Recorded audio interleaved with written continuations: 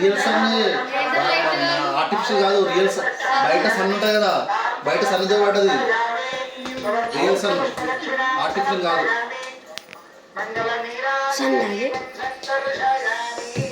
బాబా సూర్య దేవుడు కూడా మంచిగా మంచిగా ఉంటాడా? అవును. రైస్ పెట్టి ప్లెయిన్ టమాటా అండి సార్. టెంపుల్స్ లో అన్నదానం కూడా చేస్తారు. ఒకవేళ